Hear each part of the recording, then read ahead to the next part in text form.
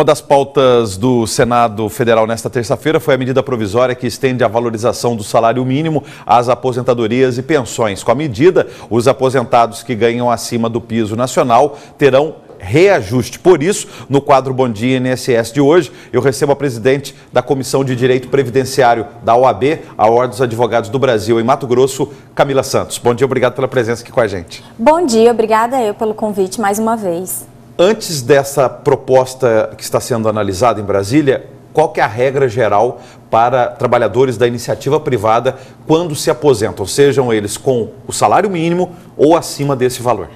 Então, é uma reclamação que vem sendo feita há muito tempo pelos segurados da Previdência Social. Porque quem recebe o mínimo, a gente tem um artigo de lei que diz que o quê? Que eu não posso receber menos que o mínimo. Em virtude disso, o salário mínimo, ele é acompanhado de acordo com os reajustes dos novos salários mínimos. Então, quem ganha um salário mínimo vai sempre ganhar um salário mínimo de acordo com os reajustes. Quem ganha mais do que um salário mínimo tem uma defasagem no valor do benefício. Então, você ouve muito por aí as pessoas dizerem assim: ah, eu me aposentei com 5 salários mínimos, hoje eu recebo só 3 salários mínimos. Por quê? A forma de reajuste de quem recebe mais do que o salário mínimo é inferior ao reajuste do salário mínimo. Se a gente for fazer uma comparação, o que acontece com os aposentados acontece também com os trabalhadores da ativa, porque quem recebe reajuste garantido mesmo é quem ganha salário mínimo. Acima do salário mínimo depende da empresa, depende da base, da tabase, depende do sindicato, depende da negociação com os patrões. Mas tem justificativa para isso? Ou seja, só quem ganha salário mínimo como aposentado receber o reajuste e quem recebe acima do mínimo não ter o mesmo reajuste?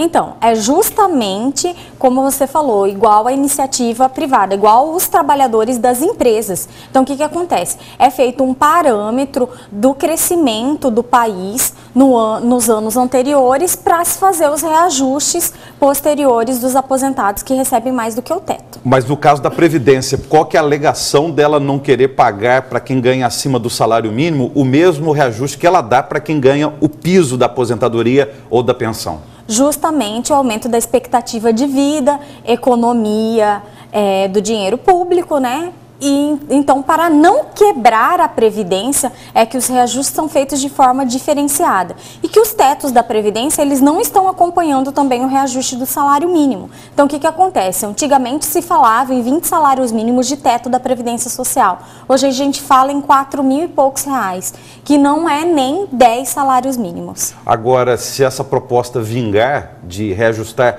todas as pensões e aposentadorias conforme o salário mínimo, o que pode acontecer? Qual pode ser a reação do INSS da Previdência Social? Então, os economistas do país, eles estão verificando que nós estamos entrando numa crise. Então, o que pode acontecer é que o PIB nacional não aumente e o salário mínimo passe a não aumentar, não ter a valorização do salário mínimo como vem tendo anteriormente. Então, pode ser que tenha aí um prejuízo para quem recebe o salário mínimo também, dele não reajustar de acordo com o que é previsto atualmente. Abrimos a edição de hoje do Jornal da Manhã com uma medida provisória divulgada aí na reportagem do José Porto, alegando o seguinte, que para garantir emprego e também reduzir a carga horária de trabalho, existe uma nova medida provisória do governo federal reduzindo o valor dos salários. Pode já ser um sinal dessa reação do governo do INSS aí. Isso, pode ser um sinal. Então, o que acontece? Se o salário mínimo não aumentar conforme aumentava antes, não acompanha a inflação, e aí não vai resolver muita coisa os que ganham mais do que um salário mínimo ter o reajuste proporcional ao salário mínimo. Porque o reajuste é feito de acordo com o PIB dos 2 anos anteriores no Índice Nacional de Preços ao Consumidor, que é o INPC. Então, é feito essa base de cálculo para poder reajustar o salário mínimo. Só para a gente entender melhor essa situação, quem banca as aposentadorias e pensões são os trabalhadores da ativa, que estão pagando contribuição ao INSS. Eles pagam sobre correções também, sobre o salário mínimo ou não? Como que fica essa contribuição junto ao INSS? Sim, quando eu aumento o salário mínimo, eu aumento a base de cálculo das contribuições, normalmente. Então, eu contribuo sobre um valor cheio. Não contribuo sobre 3 salários mínimos, mas eu contribuo sobre o valor cheio. Eu contribuo sobre R$2.000, eu contribuo sobre R$3.000. Quem contribui sobre o mínimo, contribui com o reajuste. Mas o reajuste a contribuição de quem contribui mais que o teto, ela também não é vinculada ao número de salários mínimos. Agora, até para a gente ter uma referência sobre o que o INSS e a Previdência faz com os trabalhadores da iniciativa privada, qual que é a regra do regime jurídico único no caso dos servidores públicos e também da aposentadoria, da previdência complementar? Também existe essa regra? Quem ganha o mínimo tem reajustes e os outros acima do mínimo não tem reajuste conforme a inflação?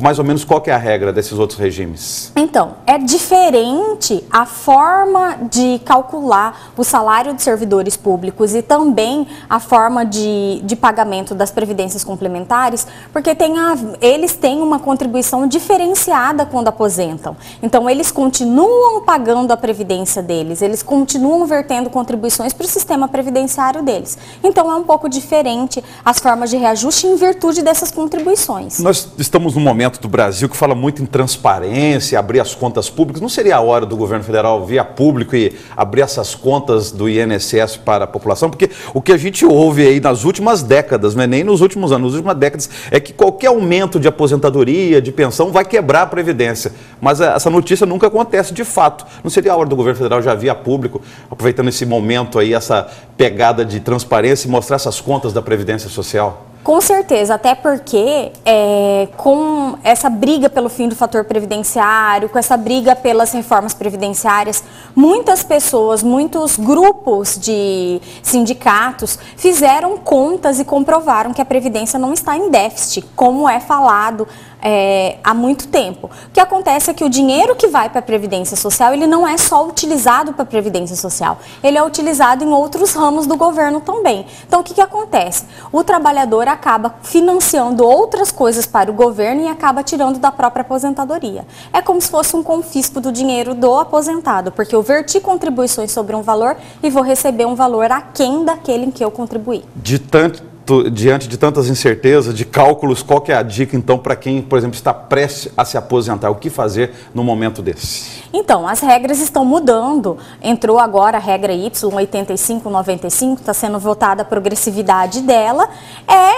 Se aposentar e tentar fazer uma previdência complementar, para ser uma complementação no seu salário quando você se aposentar. Porque a gente está em uma fase de incertezas. Agora, o mais importante até do que dar entrada no pedido da aposentadoria é pesquisar, consultar especialistas antes de tomar uma decisão. Com certeza, verificar qual a regra de aposentadoria melhor para você se aposentar, para que você não receba um benefício inferior àquele que você deveria ter direito. Então, verificar, olha, eu me enquadro melhor na regra Y, eu enquadro melhor na aposentadoria por idade, eu me enquadro melhor na aposentadoria por tempo de contribuição. Verificar qual o seu direito e qual a melhor opção você tem, para que você receba o melhor benefício junto à Previdência Social. Muito obrigado pela sua presença ao vivo, até uma próxima oportunidade. Obrigada, estamos às ordens.